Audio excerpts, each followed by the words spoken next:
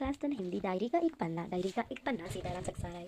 पाठ का सारांश। इस पाठ में लेखक की डायरी का 26 जनवरी 1931 का लेखा जोखा है। नेताजी सुभाष चंद्र बोस और स्वयं लेखक सहित कलकत्ता के लोगों ने देश का दूसरा स्वतंत्र दिवस बहुत जोश खरोश से मनाया।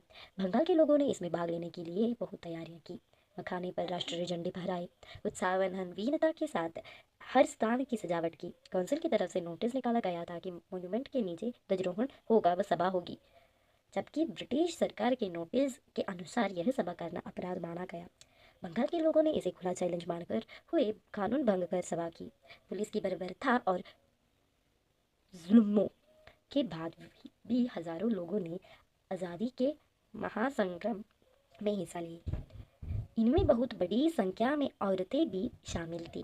पुलिस की लाठियों का खून बहाकर भी जुलूस निकाला गया व स्वतंत्रता दिवस मनाया गया। लेखक कहता है कि भारत में सबसे पहले 26 जनवरी 1930 को सारे हिंदुस्तान में स्वतंत्रता दिवस मनाया गया था, परंतु उस वर्ष कोलकाता इसमें शामिल नहीं था। अगले वर्ष 26 जनवरी 1931 में उसकी वर्षगांठ मनाई जानी थी।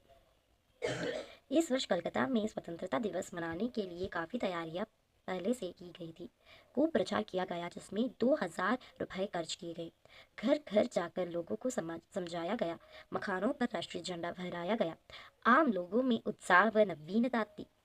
पुलिस भी पूरी ताकत के साथ गश्त दे रही थी।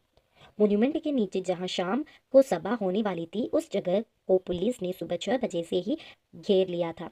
कई स्थानों में सुबह ही झंडा फहराया गया। पुलिस ने कई लोगों को मारा पीटा या हटा दिया। काफी मारपीट होने से कई लोगों के सिर फट गए। लड़कियों ने भी जुलूस निकाला। उनमें से कई को गिरफ्तार कर लिया गया। 11 बजे मारवाड़ी बालिका विद्यालय में झंडोत्सव मनाया गया। स्त्री समाज ने भी जगह जगह से जुलूस निकाले। 3 बजे से ही मैदान में हजारों आदमियों की भीड़ एकजुट होने लगी। अंग्रेजों के बनाए कानून भंग पर काम शुरू होने के बाद से आज तक इतनी बड़ी सभा नहीं हुई थी। यह सभा करना तो ओपन लड़ाई थी, क्योंकि पुलिस कमिश्नर के नोटिस के अनुसार कोई सभा नहीं हो सकती थी और सभा में भाग लेने वाले को दोषी माना जाएगा। जबकि काउंसिल की तरफ से निकले नोटिस के अनुसार मॉन्यूमेंट के नीचे झंडारोहण होगा, माफ कर दीजिए।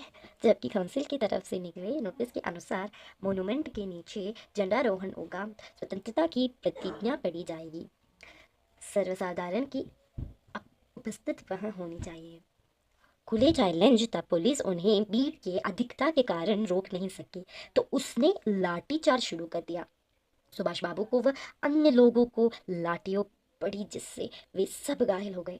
सुभाष बाबू बहुत जोर से वंदे मातरम बोल रहे थे। पुलिस द्वारा किए गए भयानक लाठीचार्ज से क्षितिज चटर्जी का सिर फट गया था। बहुत बड़ी संख्या में स्त्रियों ने मॉन्यूमेंट के सीढ़ियों पर झंडा फहरा दिया था। सुभाष बाबू को लॉकअप में बेच दिया गया। भीड़ ज्यादा होने से बहुत आदमी घायल हुए। धर्मथल्ले के मोड़ पर आकर जुलूस टूट गए। स्त्रियों को भी पकड़कर लाल बाजार भेज दिए गए।